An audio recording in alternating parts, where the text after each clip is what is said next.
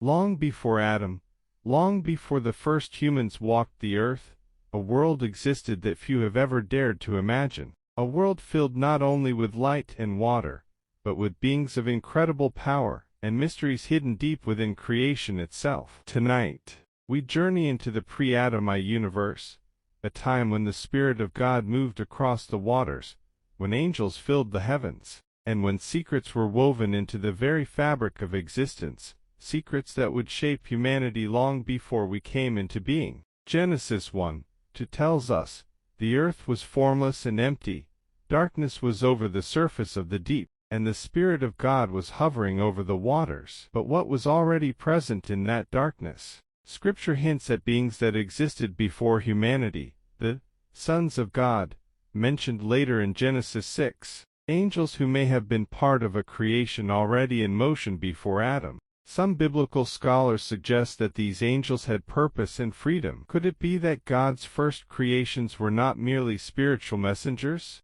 but intelligent, conscious beings, whose choices impacted the very foundations of earth? And if so, what happened when some of these beings rebelled? As hinted in Isaiah 14 and Ezekiel 28. Consider this.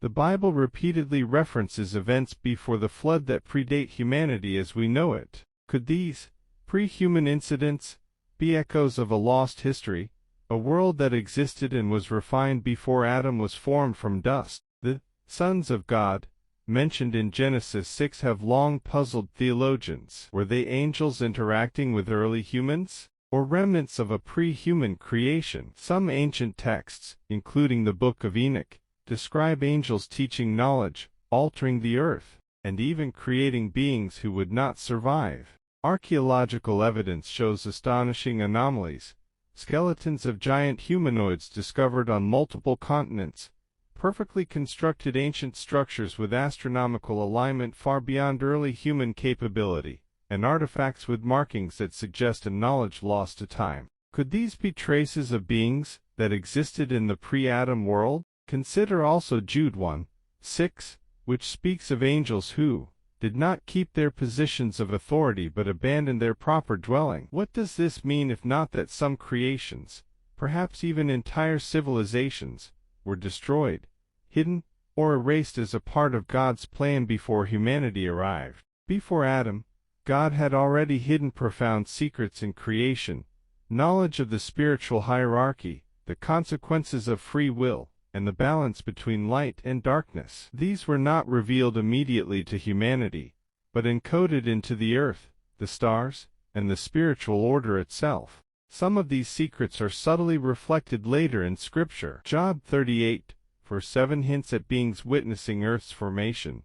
"Where were you when I laid the earth's foundation, while the morning stars sang together, and all the angels shouted for joy?" Could these morning stars be angels observing or participating in pre-human creation? Even in the New Testament, hints appear. 2 Peter 2:4 references angels cast into darkness for sin. Are these the same beings from pre-Adam history, whose choices set the stage for humanity? Could the consequences of their actions have shaped the physical and spiritual laws of the world Adam would inherit? The Bible does not say creation failed. It says it was good. So why does Genesis suddenly shift from light, order, and structure to a world formless, empty, and drowned in darkness? Why does Scripture hint that the earth became tahu wa bahu, wasted and desolate, after something had already existed? And why do later biblical passages quietly echo this same language, as if they are remembering a judgment that predates humanity?